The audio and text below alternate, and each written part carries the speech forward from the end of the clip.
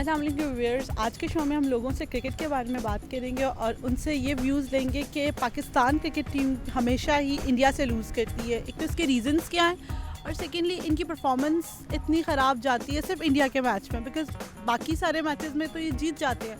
ये इसकी क्या रीज़न है कि हमेशा इंडिया से ही हारते हैं और हमारी कैप्टनसी हमेशा ही अफरीदी के पास होती है। तो क्या अफरीदी से अच्छे प्लेयर्स नहीं हैं जो कैप्टनसी डिज़र्व करें?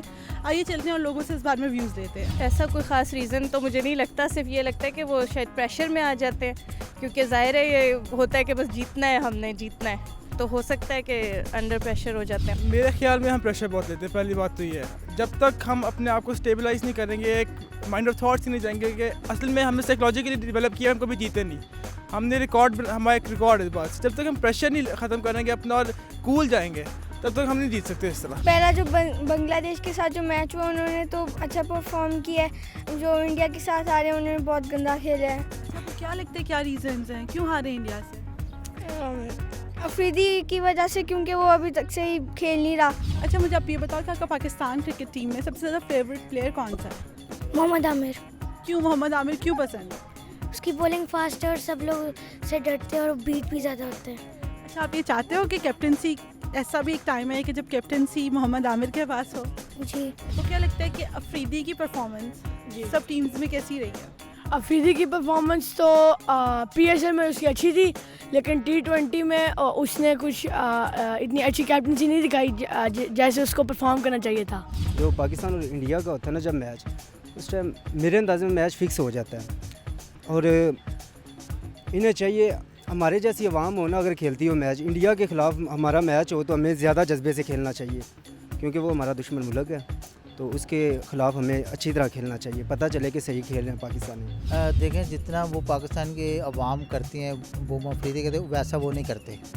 उनकी कोई परफॉर्मेंस नहीं है। बांग्लादेश के ख़िलाफ़ उन्होंने स्कोर किया था, लेकिन वो टीम बांग्लादेश की बॉलिंग भी वैसी थी, विकटें भी बिल्कुल सीधी थी, इसलिए उसने परफॉर्म कर दिया। अदरवाइज़ जब कोई अच्छी टीम आती है तो वो उसका कोई परफॉर्म नहीं करते वो, और वो मायूस करते हैं अवाम को। मेरा ख्याल में अफरीदी जो है ना, बाकी अब थोड़ा सा बदलना चाहिए।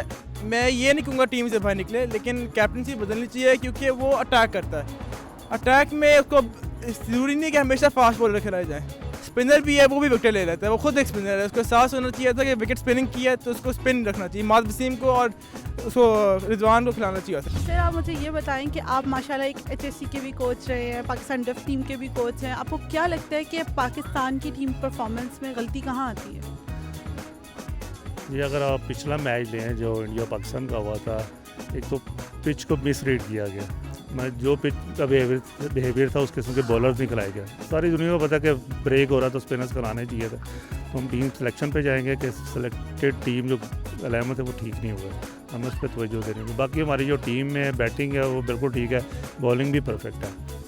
सर, एक बहुत ज़्यादा क्रेज़ आता है इस चीज़ का पाकिस्तान और इंडिया के मैच का। पाकिस्तान की परफॉर्मेंस बाकी मैचेस में फिर भी अच्छी रहती है, हमेशा इंडिया के ही मैच में पाकिस्तान इतना गंदा परफॉर्म क्यों करता है?